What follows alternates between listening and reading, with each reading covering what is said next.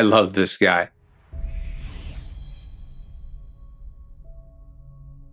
Welcome back to the channel. I'm pumped up for this. This is my 19th rank 3, and I'm so excited for this guy. So excited about him. I am genuinely considering, he's the first champion I am seriously considering using my generic Awakening gem on. I've been holding on to that. Didn't even use it on Ghost. The only reason I'm not yet is he's going to be in the upcoming 6-star featured, but that's how good this guy is. That's how unique this guy is. And even though I have 18 other rank 3 6-star champions, I realized I needed this guy. The massive amount of poison damage that he can do, and then the way his kit fits together. He's similar to Omega Red, where being really close to the opponent can be really advantageous. It's helping you apply all that massive poison damage, but then his kit is going together well because it's increasing his physical resistance, and then of course is placing a weakness on the opponent. I'm pumped up for this guy. I'm really tempted to use my 6-star generic Awakening gem. And I wanted to show them to you, and then I want to show you 3 quick fights so we can get into it, see how amazing this guy is. Wanted to start off with this fight. I think it's really impressive and shows a lot of what this guy can do. One of the first things I want to point out is that we started this fight with 72% health. Keep an eye on our health bars, of course, as well as things as we go through this. Now, you do still need to fight Thing regularly, paying attention to his rock stacks. Mortal Abomination does not get around that. But if you know how to fight Thing, he can just really melt this guy. You will see that start to happen. We've got 5 poisons already placed on him, so a little bit of damage is being done. One thing I do want to include is that I believe on this node there was a 200% fury, so it's pretty beefy there if you had a poison on the attacker, and then of course with polka dot, meaning we had to have that debuff in order to be gaining power. Built up to our SP3 here. I felt like this fight might take a while, so it was worth it to go ahead and build all the way up to the SP3. Having him awakened would help him get into that damage ramp up much quicker, and then it would allow a lot of our abilities that we'd be triggering to last longer. That's one of the reasons why I would like to awaken him. He's great unawakened, but you know, getting into these things quicker would be helpful, and I would really like to use him in war as we come up on this next season starting here in a day. So we're still fighting Thing as normal, as you can see. Took decent advantage of that. Oh, B-Man, making a little cameo in this one. I think he's going to get one more here, assigning us our defensive placements just a few seconds. But you see how quickly this Thing has gone down, and our health bar has gone from 72% health up to 93. I threw a special, and I am running suicides. So we, of course, suffered some recoil damage, but we're already back to 90% health. And you see all the weaknesses there being triggered. Say hi to B-Manny. And this fight's pretty much over. Now I just need to wait for Thing to throw his special. He went unblockable.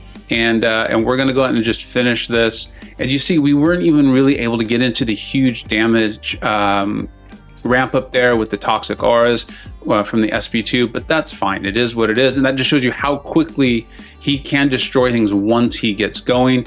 Here's another fight in Act 7. This is that Vivified lane. This is pretty difficult here. You definitely are incentivized, or it works out well to bring in a science champion. There's also the power alternator, so you have to keep that in mind, making sure you don't have more power than the opponent when that timer comes up. And the reason he works so great for this is a couple of reasons here. One is the massive damage and the ability to close quickly when you need to, but also because he's constantly applying these debuffs and the poison debuff, right? So it's not just this lane, it'd be any sort of node where you need the debuff, like polka dot power as we just saw. We've gone in here now, and this fight is now pretty much ours, right? We've got the, the power lock on the opponent, and so now I just need to keep a debuff on. Fortunately, it's really easy to keep your poisons up on the opponent. I messed up the timer there a little bit, so I'm going to take a few hits there. But then watch this. Watch, we're at 90% health. And watch where we end up at. We're already gaining our health back as time goes on. So he heals. He's placing a weakness on the opponent. And then, of course, as we said, as you're getting these poisons on yourself, you're increasing your own physical resistance I worked my way up to the SP2, which triggers that toxic aura. So now if we stand close to the opponent, you see all those huge 3000s just going crazy. We are melting her now at this point. Like I said earlier, the fight was ours. I just needed to make sure that when the timer went off, I did not have more power than Jor here, and that I kept a debuff on her. But you can see how easy it is to keep a debuff on her when you're using Immortal Abomination. Act 7 opponent, and this fight is already pretty much over on what is, you know, a relatively difficult fight in a difficult lane. You make sure you get that timing right, and you have to have some very specific things going on for you. And then we'll move on to this last one. All right, and then this one was a fun one for me. I wanted to take him into war, it's off-season war, and we're going up against this Power Snacks Man-Thing here. I want to make a point of a couple of things. Well, this is really going to show you how once he's ramped up, how quickly he can close a fight. There's a 240,000 health Man-Thing here. So this fight is going to take a bit here because a lot of it's going to be trying to get the setup right. But you see, I had a little mess up there. We're not technically poison immune, right? We're putting the poisons on ourselves. We've talked about that a little bit, but there is a high poison resistance. So I'm not really concerned about the poisons coming from Man-Thing, but I do need to be aware of the Power Snacks on this node and potentially sending Man-Thing red. Man-Thing, if you fought him in war, you know, this guy has a tendency to just all of a sudden go all or nothing on you. And so there's a little bit of baiting here. But again, I'm not worried about it. Remember, we're increasing our physical resistance. We have this very high poison resistance. The guy is designed extremely, extremely well. I love champions like this, where the kit just fits together. It feels like if you need something, it's there and it's available for you because you're playing them correctly. So we're a minute into the fight now, and Man-Thing is still at 81% health. We're doing damage here and there. I'm doing what I can to not get backed up too much, but I'm very aware of the Power Snacks here, and that could send him red at any time. So we're just continuing to bait.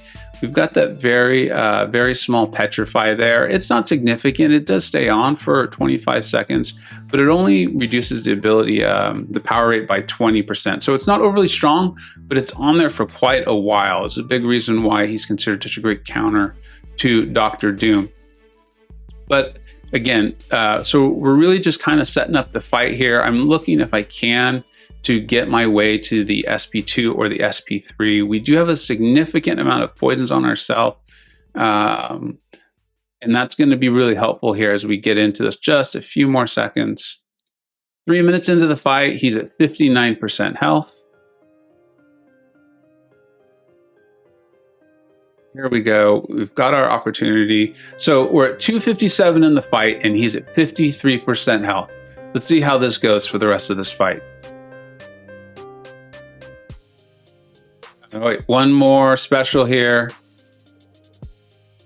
Backup recovery is kicked in. I knew there was another node that I had to really pay attention to. I couldn't remember what it was. So he's very close to 3 bars of power. I stopped it too early. One more bait here. We're at 238, 237. He's at 50% health. So that's 120,000 health left for him at 238 in the fight. We've now triggered our toxic aura. We're going to go in for this kill. He's still getting the power. He's throwing the specials. He's trying to heal a little bit. I love this guy.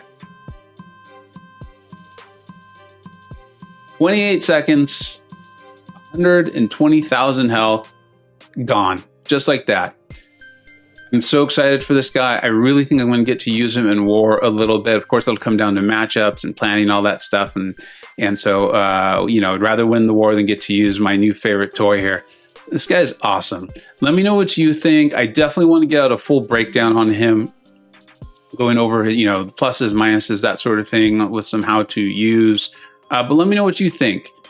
Generic worthy, yes or no? My only real hesitation is he's going to be in the featured crystal here coming up in a little bit over a month, and a generic's a big deal. So thank you so much for watching.